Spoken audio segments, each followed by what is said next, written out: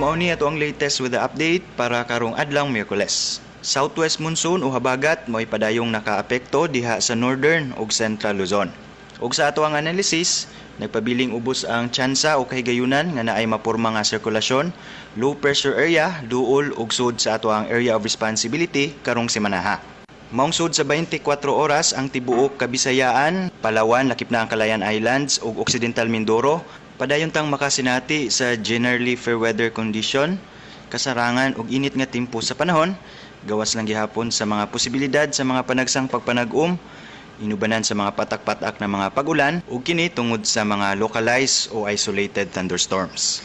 Ug para sa dugang updates, bisita atong official website ug mao na ato ang latest gikan diri sa buhatan sa Pag-asa Mactan, Visayas DOST.